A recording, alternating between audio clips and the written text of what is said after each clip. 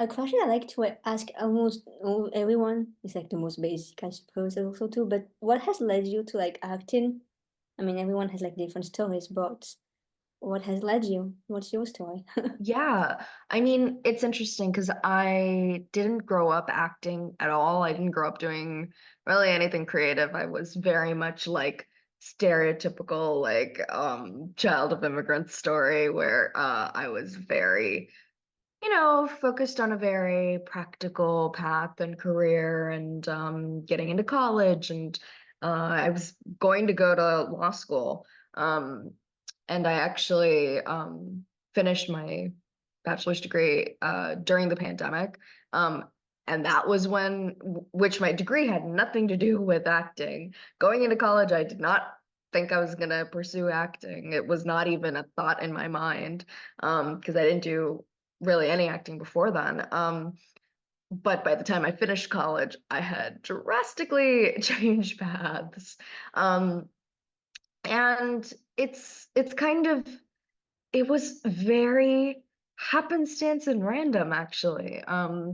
I had a friend who was really into like fictional podcasts, and had introduced me to some audio drama. And I was like, and this was a couple of years into college, and it was like it was summer. I hadn't started my internship yet, and I was like, I have free time. That sounds fun. Let me be involved.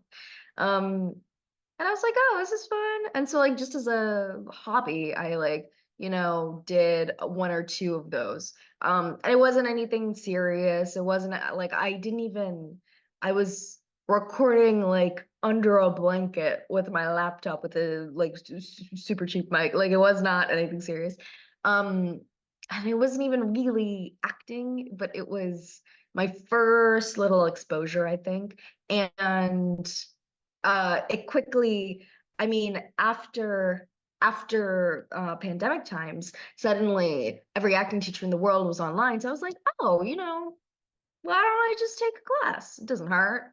Um, it's readily available. It's not like, I mean, it wasn't cheap, like, but I was like, oh, it's just one class. It might be fun.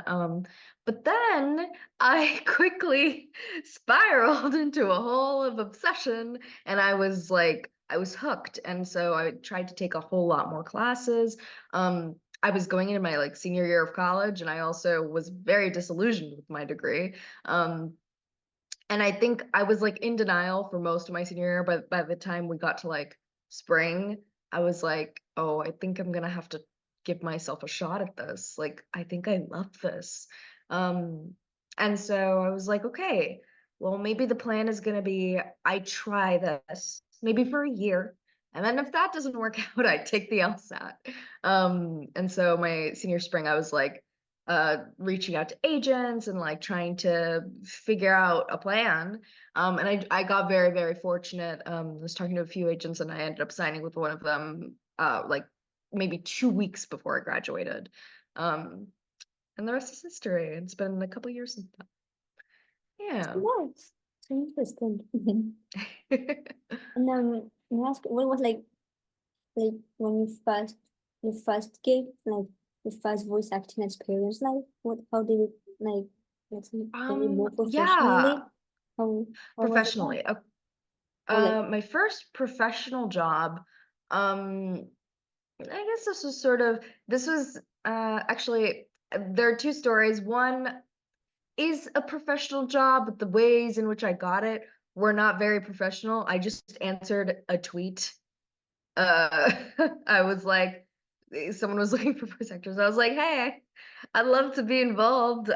But this was before I'd like really pursued anything. So I don't think I was a professional at this point. But it was a very, very cool experience. And it's also a game that like in hindsight has become very, very close to my heart. It's this really small game. Literally gameplay, it's like an hour long. But it's called Before I Forget.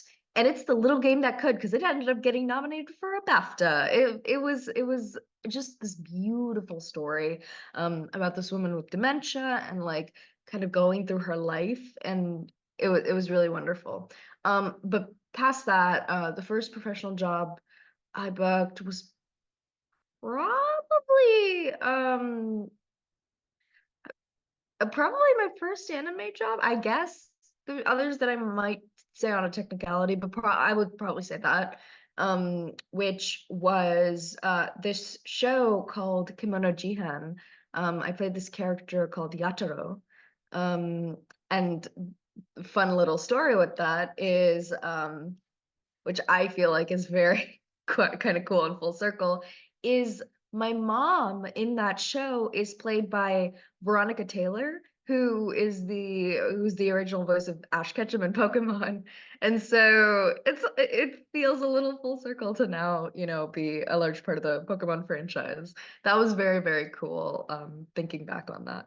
Um, but yeah, I would say those are kind of my firsts, and a lot of cool stuff since then. That's so nice.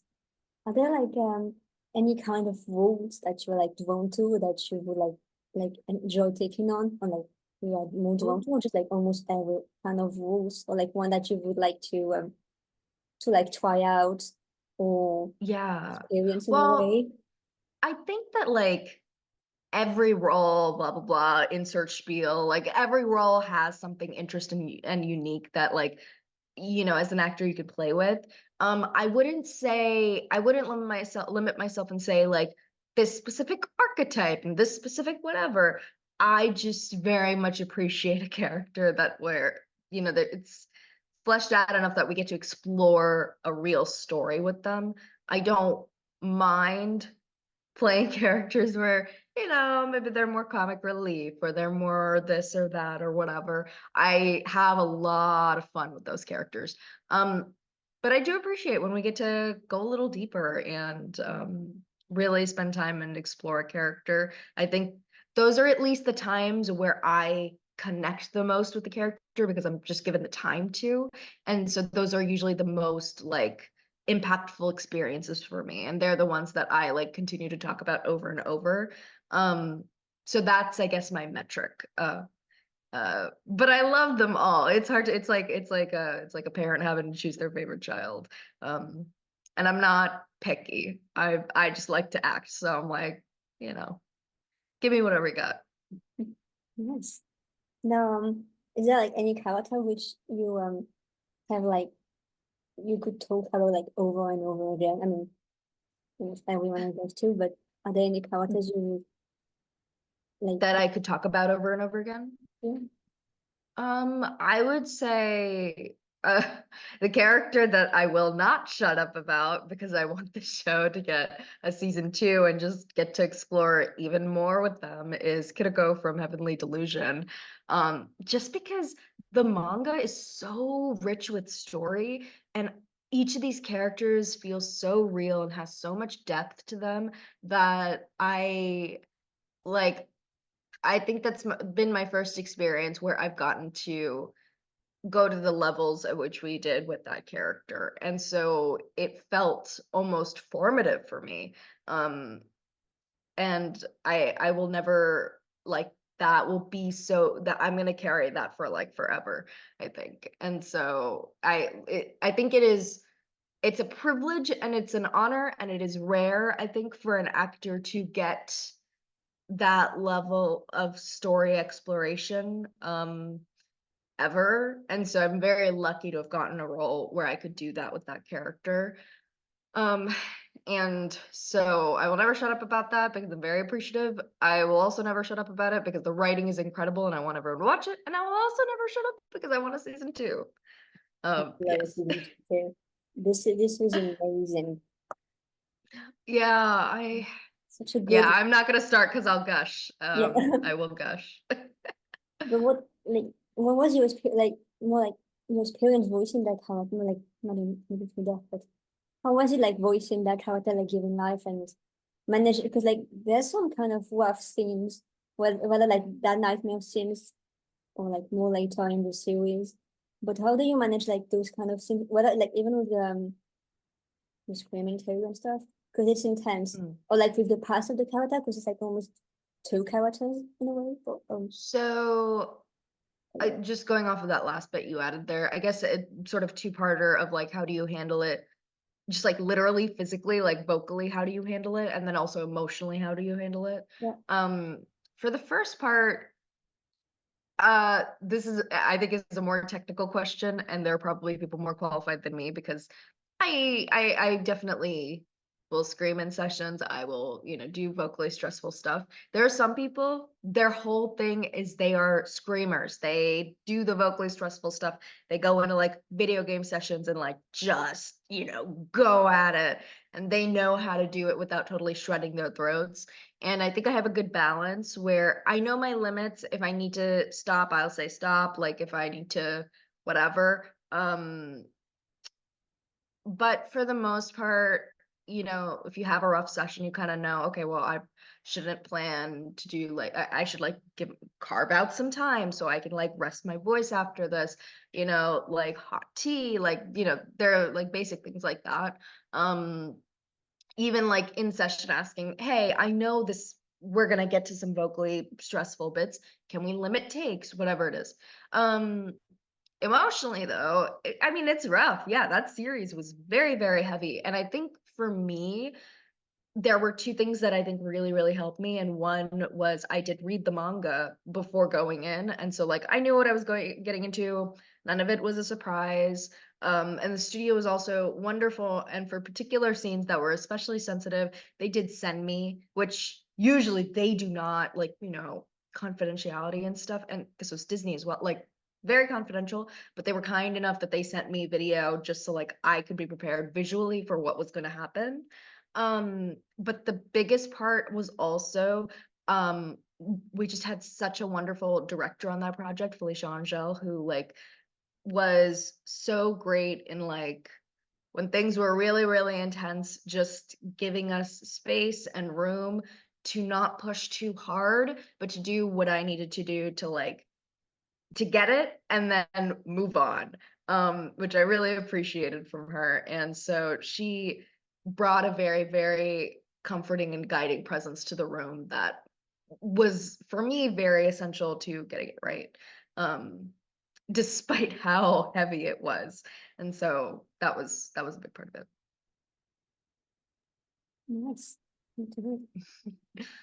Do you have a what I also like to ask, I mean, it's if you could mention, I'm just going back before, some how like some memorable moments that you had so far, like in your career, like one or two or five moments, like for you. Which one would you select, like in your career, like as a voice, or like in general, if it's clear? I think it's clear. Favorite career moments or moments like while recording? As you wish, I think. Okay. Ooh, favorite career moments. They're all things I can't talk about, so I will not say those. But if things that have come out, I think I'm trying to. There's so many because I've been so lucky. Like I've been very fortunate that I've gotten to play a lot of very, very cool characters, um, who are all who all kind of have something really unique and interesting about them. I ooh, this is maybe a little bit cheesy, but something I really like, and it's a through line with some of my characters, is I love a catchphrase. And so whenever I get that for a character, I'm like, yay, this is so cool. I have a character in a game called Master Detective Archives Raincoat. I play this character named Shinigami, who has like a couple catchphrases, but the one I like the best is she goes boom kill to like kill. I just think that is the cutest thing. I love that character is zany and crazy and I love her, but her catchphrases give me life. And I have a couple other characters like that too who have their little catchphrases, and so I always appreciate that. Those are some fun moments that I get to explore. Other things that I have enjoyed, do, do, do, do, do. I guess maybe I'm misinterpreting the question. Big career moments. I guess big career moments.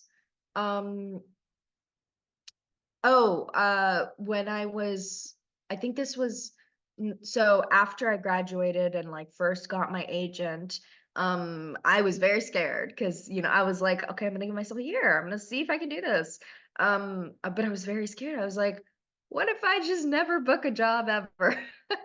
And I very luckily I did. I like, was booking, but the one of the first big things that I booked and I was like, whoa, this is crazy, is I was one of the player voices for Tiny Tina's Wonderlands, which is in the Borderlands universe. And basically, because I'm like 85 years old and I don't know anything, if I've heard of something, that's my metric for, oh, it's big. And I'd heard of Borderlands. So I was like, oh, whoa, that's crazy. That's so cool. Uh, it's a great metric, I know. And so I was like, and it was my first AAA game. It was mm, it was the job that prompted me to need to join the union. I think I'd done one union job before that. And it was just a very big deal for me. And so that was crazy. And it was also a chance to um work with an incredible team, and I learned so much from them, and I just had so much fun on that game. And it was probably at the time the longest job I had because I was new. Mostly I was brought in for like one bit sessions or maybe two sessions for a character.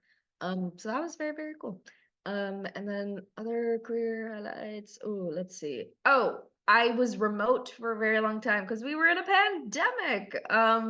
And so I actually didn't move to LA until last year. And so I guess a cool career moment was my first session that I did in studio, which was a, I think it was a session for Beyblade, which was a really cool show.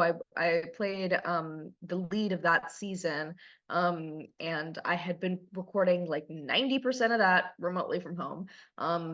And then I, was coming into LA to like move and like get all my stuff settled. And they were like, "Can you do a session for this week?" I was like, "My booth's not here." And so I ended up going in, and it was so interesting. It was my first ever time in a studio after having been a voice actor for, at the time, like 2 years. So which is kind of crazy. Um, so that was pretty cool. And now I'm just rambling, so feel free to cut me off. That's so nice. And what was the difference for you, like in voicing during the pandemic? Like, was there like a difference for you voicing within the studio and the pandemics? Like, or like, Yeah. Well, at the time, I didn't know anything else, right? Like I had only been doing things remotely. Now I still have like somewhat of a split. Most jobs are now in studio, but I would say it's maybe like 60/40, maybe 70/30, maybe. Um, and the biggest difference is, well, okay, there are two main differences. One is like sometimes, when it's remote, and if you have a dynamic character and there are lots of ups and downs, and like they can be really loud or they can be really you have to pay attention to the tech, and like you have to be writing the game and you have to be doing all that while you're also simultaneously acting. So it can be a little distracting, can be a little annoying. um that's really the only qualm there. But for in studio work, the biggest difference is you get to see other people. And so seeing other people, putting faces to names, and just getting to know people, because half the time while things were, remote, completely remote, half the time I'd be logging into a session, I would have no idea like who's even directing me, because we would just go and get started, and I'd be like, and we wouldn't even do introductions sometimes. So unless it was like a recurring job, or maybe in like when I was being booked, they told me ahead of time who was I wouldn't even know. I'd just be like, okay, cool, let's do it. Um, and so you'd leave a session and be like, I just spent like 2 hours talking to director and engineer, and I don't even know their names. So a little awkward, and all not no names and also no faces. So at this point, there's I have a lot of question marks. There are a lot of people I could have worked with, and I genuinely don't know. Um, so, you know, and this is an industry where, getting to know people is important, like we all kind of know each other. There's a lot of networking that is involved, and like, so I'm like, great, that's not great. That's not amazing. I wish I knew who I worked with, but it is what it is. Is there like, and you just mentioned also Beyblade. How was the experience voicing for Beyblade? Such How a was what? best. How was the like experience Mm. voicing It like was really, really lead fun. It Beyblade? was really fun.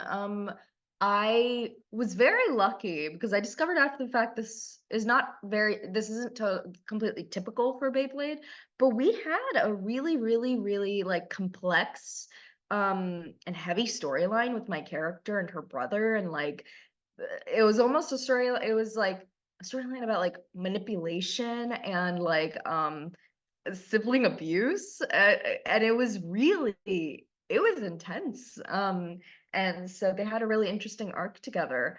um so I had a really good time on that show, and also I got to work with Tony Oliver, who is awesome. um and yeah, like I said, it was kind of hybrid remote in studio, which was also very strange, but overall I had a good experience on that show. And I also one of the first like main cast that I was a part of was for the show Fena Pirate Princess, and one of my castmates on that played my brother in Beyblade, so it was a nice little like reunion moment for us, and I thought that was really cool. But yeah. That's cool. And jumping again with like on fan up Twilight Princess, how was it to voice the character? Karen. Karen, yeah, no, that was so much fun. Like I said, that was my first main cast that I was a part of. Um, that I don't think I've ever had an experience like that show, because it brought the cast together in such a way that I just had not seen on any other project. Like we were like every single week when the episodes were premiering, everyone would be like live tweeting. We were so like loud and proud and active about it. Um, it was really crazy. It was a crazy experience. And the show itself was super fun. Like it was crazy. And I'm like, that's a show we could use a season two. Um, it was yeah, and my character, it was I had so much fun with her because I felt like was me but on steroids. Like she just was so like obsessive about the things that she loved, and she like was very, very good at her job, but she was also like she just had a lot going on. I love her so much. um but interesting thing with that is that show was actually produced by NYAV Post, and then and that's how I met some of the folks involved with the studio, and then I would go on to start doing production work for them, and I'm still doing that to this day. So that's been really cool, and I've gotten to work behind the scenes on a lot of really great projects since then because of that show. So I think that's really cool. That's so cool. And speaking of like production work, do you mind explaining more like what is what is Sure. the plot?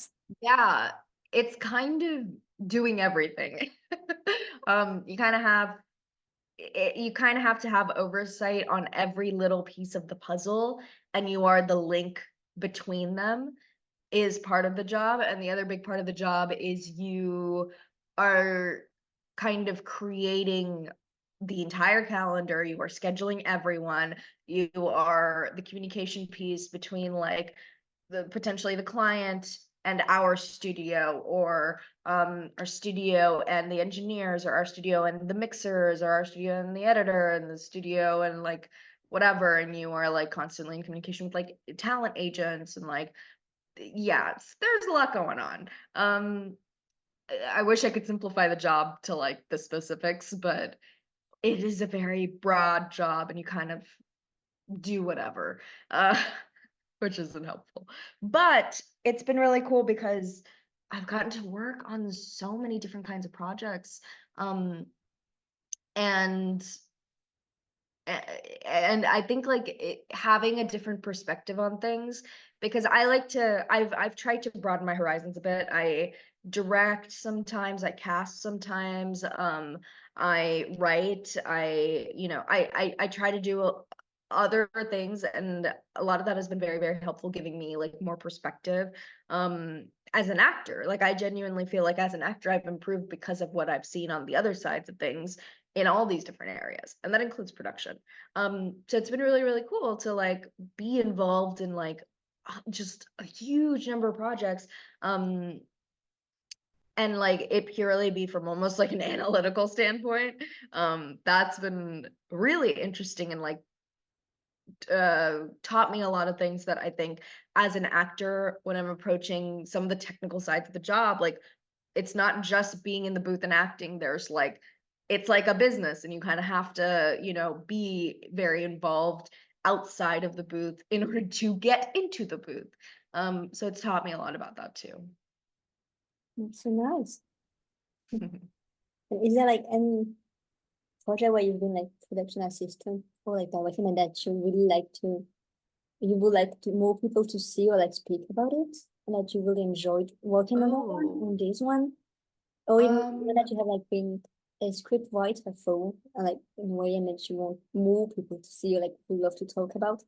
Because I will see you like yeah, acting, but then on the other part. yeah. Let's see. I'm trying to think what I feel like is very, very like underrated. Um, oh, well, two things. One, this is not underrated, but I was very, very proud to be a part of it, and I hope everyone watches it. But it's not underrated because it won an Oscar. But The Boy and the Heron was very, very cool to work on. Um, and but one that I don't know if I don't think it had like a huge, huge audience, but I thought was just a very, very cool story. Was oh my gosh, was this movie that we did. It was called Goodbye Don Glees, and it just followed these like three teenagers, sort of all having different conflicts in their lives, and like wanting to like preserve some sense of childhood while they still could, in the form of like searching for someone.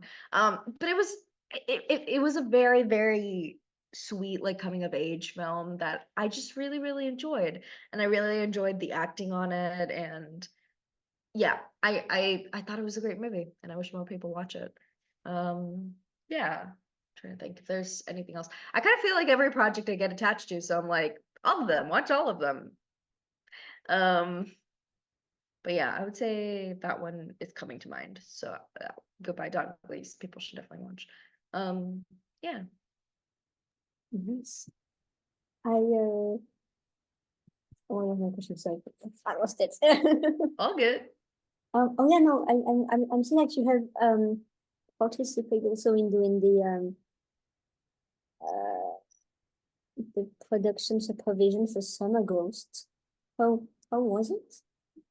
Working with that project? Um, I'm trying to remember if there was anything like wildly different from that compared to other projects. I don't think there was. It was, it was definitely cool. I think we actually did that around the same time we did Goodbye Don Blaze, if I'm remembering correctly. Um, but it was a really cool project to work on. And same sort of thing. There were a lot of like coming of age elements in that movie. It was definitely heavier than Goodbye Don Blaze. But yeah, I remember though, for me, in my production mind, I'm thinking, oh, how much do people talk? And people didn't talk as much in that movie. And so there was less recording to do. So that's something that sticks out in my head. But for the most part, I think it was like a pretty normal process, the way that we would typically handle a production. Nice. I will. Do you still have time for like more half an hours? Okay, And cool.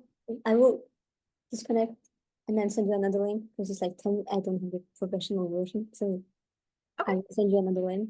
But yeah. okay, that totally works for me. Okay, cool. See All you. right. No worries. Yeah. One question I also like to ask to people, is there like any it's like if there's any like fandom like I mean video games, book, music, or fandom or like all of it, I don't know, that has like in a way shaped the one you became now in a way, or that you would Continue. no, that's it. Just anything that I'm a big fan of. I'm a big nerd. There are lots of things. Comic books. I am very into comic books. I mean, I grew up watching a lot of anime and reading manga. I used to live in India and I would watch a lot of Animax Asia. So anything that was on there, I was very obsessed with. There are definitely like I guess fandoms that I'm in. I would say like at this point, the shows that I consistently watch and I'm most interested in, not necessarily sports anime, but it can be anything where it's like I guess an industry or an activity or like something that like brings people together and they're super passionate about it and there's like camaraderie and teamwork and like friendship and those shows I love. And they also tend to have like pretty intense fandoms, I feel like. So I definitely involved with that.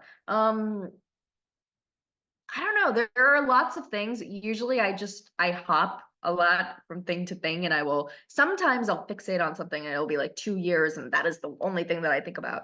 But I do a lot of fandom hopping. I spend plenty of time on AO3. I like am very I'm a big consumer in the fandom spaces, but I don't contribute much. Um but yeah, I think I classify as kind of a massive nerd. Um, you know. That's cool. Is there like any in the industry any person or like in companies and whatever that you see as a role model to you? As And what to me? a role model. Is that how you say it? Ooh, I'm Um, not getting that. in my brain. Hold on. I'm not ready. Wait, how do you say it? And then, anyway, just switching. Really, I can't pronounce the No, words. no, no. I just didn't catch that one word. Yes, a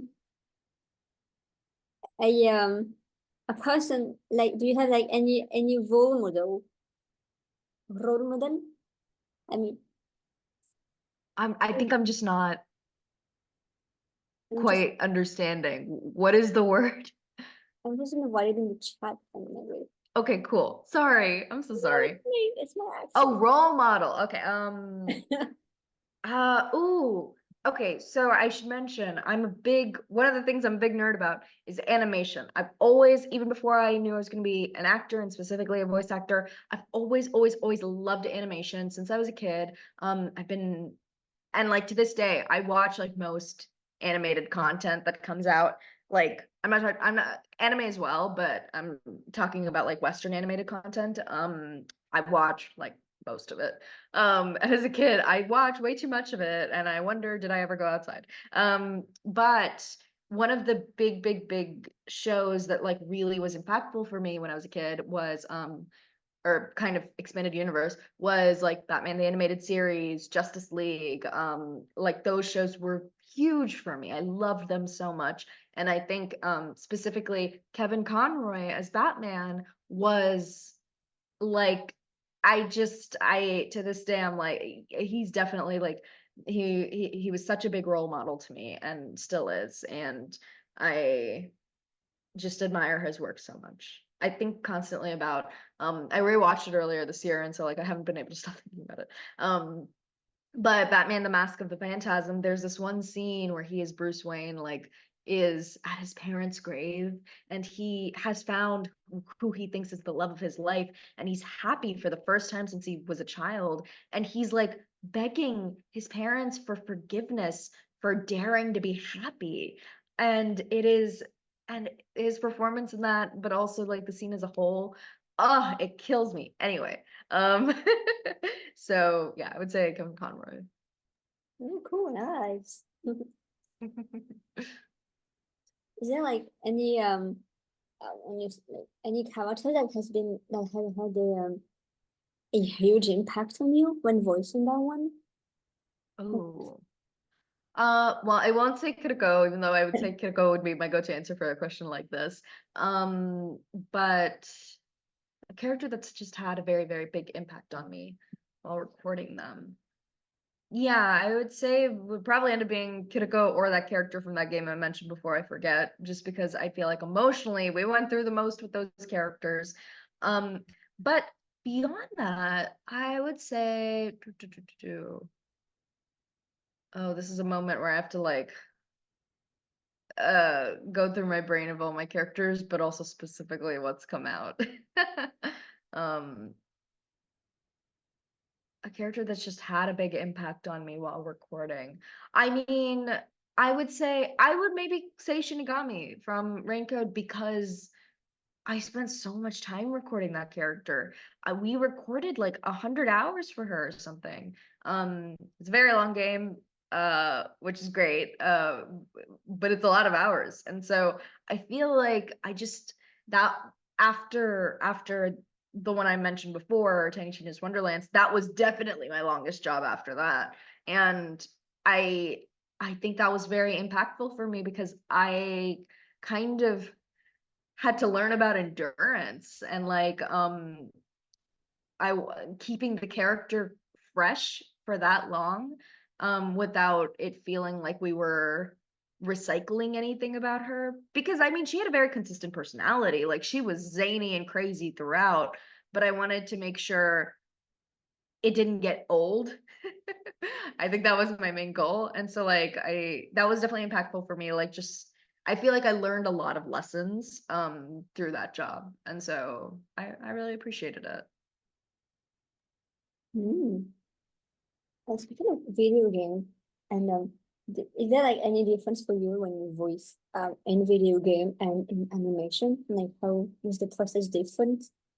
Definitely. The process of, well, they're all a little bit different. Like animation is different from video games and it's different from anime. Um, I would say technically dubbing is the most difficult. You are, patting your head, rubbing your stomach, you have to be like multi-focused, and you're worrying about timing while also acting, and so it's different. Video games are kind of a mix because there are two kinds of ways you record them. Either you might record them the way you might record original animation, where there's no real limits. You can do kind of whatever you want. Versus there are games where you're matching specific timing. Sometimes you're even, when you're localizing, you might be matching picture for that too. And so there's a dubbing element.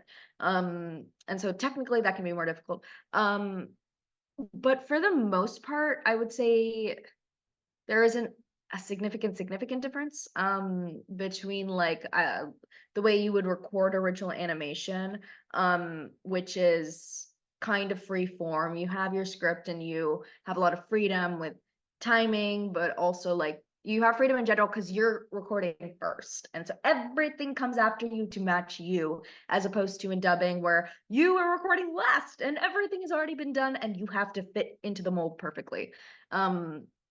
And video games can fall in that sweet spot of like can be either.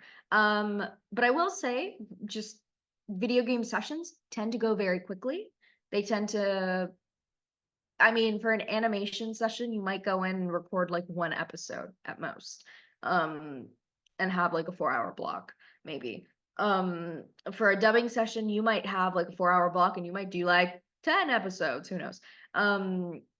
For a video game session you could record like hundreds and hundreds of lines in one session, and you'll just be going, like through each line like that, and it won't be like you might not even do full scenes, you might not even have full scenes. The way it's written out, you might just be doing call outs like, you know at your right, at your left, like you're just doing that in a row and like you like race through them.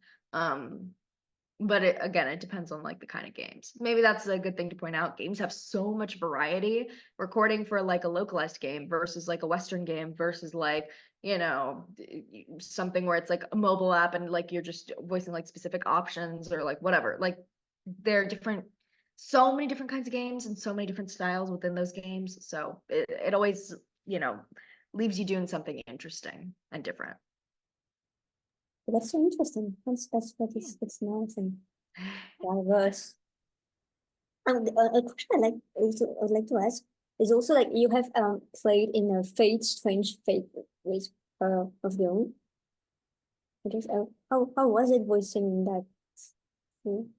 It was very cool. I hope we get to do more soon. It was very, very cool. I know Fate is a series it's a franchise very important to a lot of people. And so I was thrilled to be a very, very small part of that movie, but um I think sort of leaving a little tease of where we're gonna go with things. It was very, very cool. It felt like, maybe this is me totally exaggerating, but in my delusional little mind, it felt like when like in the Marvel movies they like tease an upcoming character or something, like a little cameo or whatever. That's what it felt like. And I was like, oh, this is so cool. And it ended up premiering at Anime Expo last year. I was there as well, and it was really cool. People seemed to really, really enjoy the film. Excited for the full series whenever it is here. It's nice. And you've been also voicing like up in like in the Pokemon world. Like how is it voicing in Pokemon and the experience you feel that? Very, very cool. Well, here's the thing. I, like every person on the planet, grew up with Pokemon and loved it. And I was already like, cool, bucket list moment. This is incredible, because when I booked a different character, I played a character in Pokemon Journeys called Danica. And at that point I was like, this is awesome. Guys, this is so cool. It was like a sort of I made it moment. I felt very, very happy about that. Never in a million years did I think A, Ash would retire, and B, there would be new main characters. Did not see that coming. And I definitely, number three, definitely didn't think I would be playing one of the, like, it was not even something that had occurred to me was a possibility. Um, so now it's been like close to a year, and it still hasn't sunk in entirely that that's what happened. But it did. It's crazy. Yeah, I can't really describe my feelings as anything but grateful, because this series meant so much to me, means so much to me, and means so much to so many people out there. And so grateful is really the only word I can use. It's very, very cool. Um, and something I guess I just love about my character, specifically Roy, is I think he really, I'm like, this would be me. If I were in the world of Pokemon and Pokemon existed, the level of enthusiasm he has, I'd be like, yeah, of course. How could you not be obsessed? This is crazy. This is incredible. So I'm like, I relate to you, Roy. I just think his like boundless like curiosity and excitement to learn more about this world and learn more about Pokemon and how to be a good trainer. I love that so much. And I love his dynamic with our other lead Liko. And so it's been really, really cool getting to explore, their dynamic, their, pursuit of being good trainers. And getting to meet new Pokemon. I think that's probably my favorite bit, is like all the new Pokemon we're introduced to. And every single time being like, this is the cutest one ever. This is the cutest one ever. No, this one's the cutest one ever. That's my internal monologue. Yes, so cool. Oh, so you've also been just giving some counters. You've also been voicing in I don't know how you pronounce it. Mash? Yeah. Mashal Magic and Muscles, which is, I think, almost fully out in the English dub. I think almost, maybe. We're getting close. Or maybe we're halfway through. And I don't have a concept of dates. I'm like, I just record them. And then I'm like, when do they come out? The world may never know. I think we're halfway through. No, that show is so much fun. I play an absolutely delusional character in that show, and I love her so much. Lemon, get up. She's crazy. But that show is so funny. I'm a big fan of the style. Well, one of my favorite shows is Mob Psycho 100. And also One Punch Man is awesome. Like, I think that style of comedy is very, very cool. And I know a lot of people describe this show as sort of like One Punch Man meets Harry Potter, which I think is just so funny. Um, I think there are very different elements too, but I love the like lighthearted feel of this show. While also having like, well, having it serious moments sometimes, which I think is really cool. I don't know. It's just been so much fun to record, and I think people are having a lot of fun watching. So I'm excited. I'm happy about that. Also, our opening this season went like super viral randomly, which I thought was really funny. And everyone's dances were really cool. So that's great. That's nice. Do you have some minutes or do we stop? Oh yeah, I'm good. I have um I do have some questions. It's like when you voice, do you like you do have sorry I blocked. No, all good. Do you have a process when you need to voice certain boy voices, or you just go ahead and it just come out like this? Um, I think it depends because obviously there's like not just a boy voice. You can have different kinds of boy voice. Like, is it a very shy, soft-spoken boy? Is it like kind of a gruff bully type? Is it, you know, like Roy, who's like this very earnest, enthusiastic uh type of character? So there's definitely differences in that. In terms of like preparing a boy voice, I think like I might tweak my delivery based on, if it's like a gruffer sound, I might go for like almost like a rounder sound, and it might be a little deeper and a little um kind of like usually for me, my description in words isn't great, but usually for me, I try to my best inspiration for voices is like the imagery and the visuals. And so I'm very fortunate when we get those, because we don't always get them in auditions or even when we're on the project. Occasionally we'll get art, and so I'm kind of like, oh, okay, this is what the visuals communicate to me about how this should sound.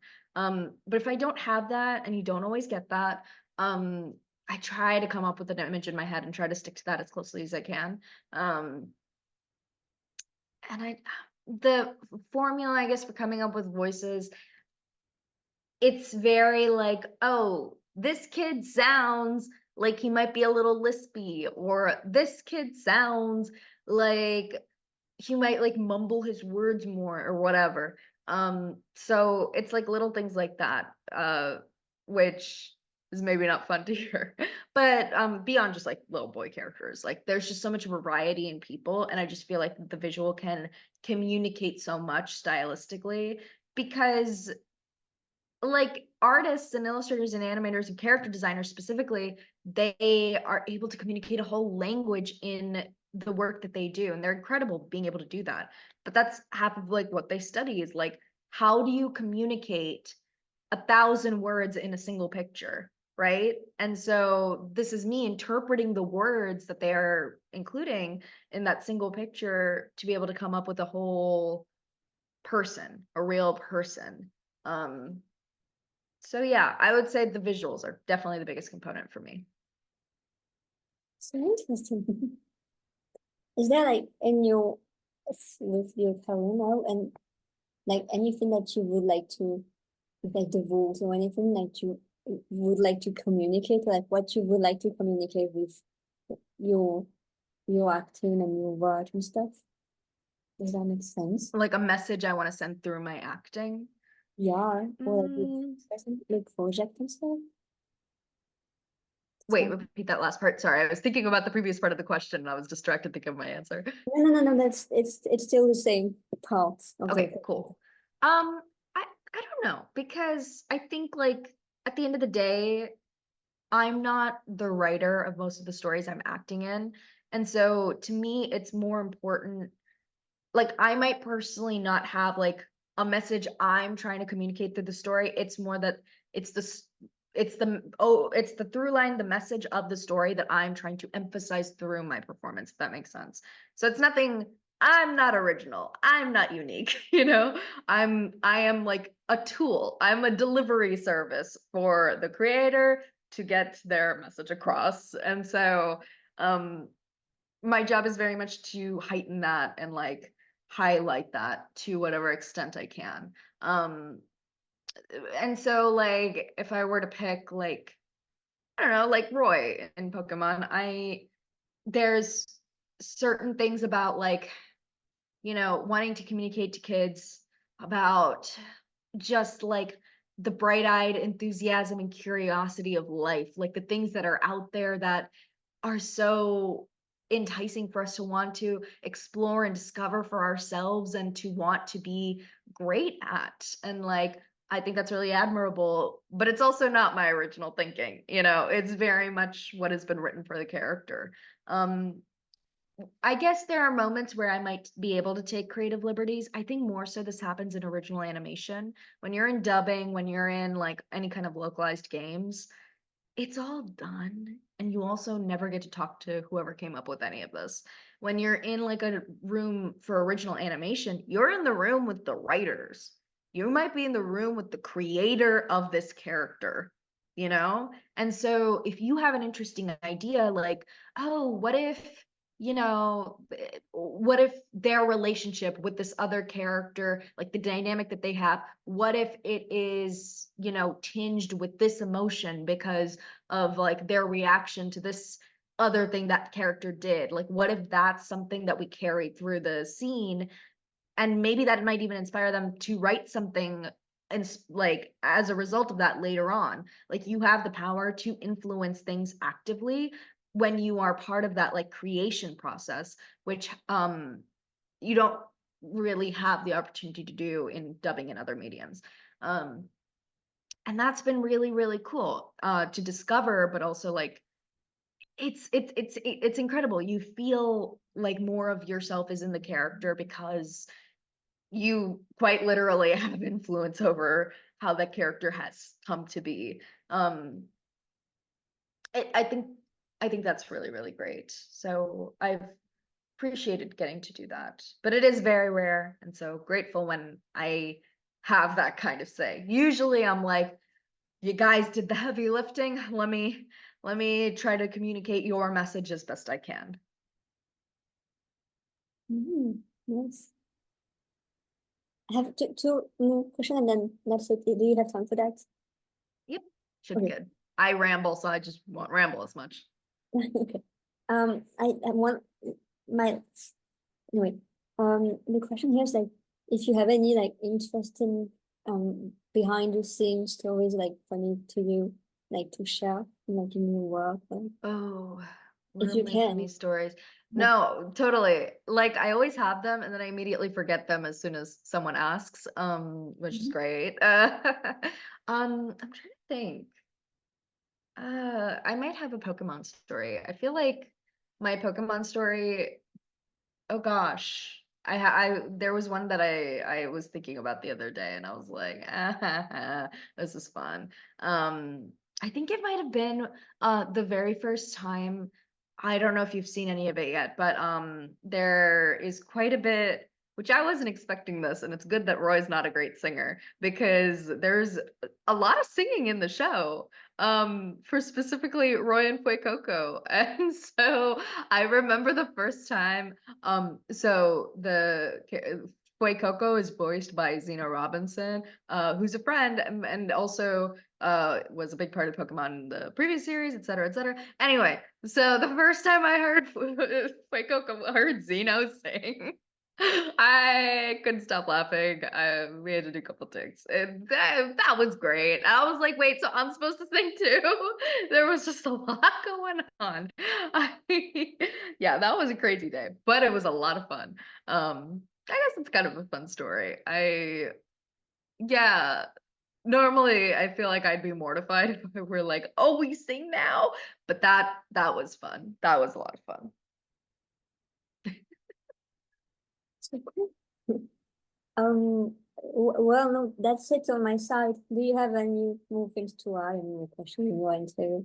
Oh, I Mm. don't know that I do. I talk so much, so I feel like we probably covered a good bit.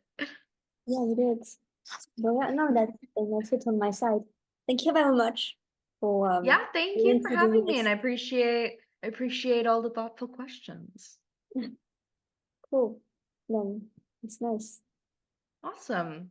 Well, I will let you get back to your day. Thank you for having me, and yeah, feel free to reach out if there's anything else. Yeah, have a safe flight.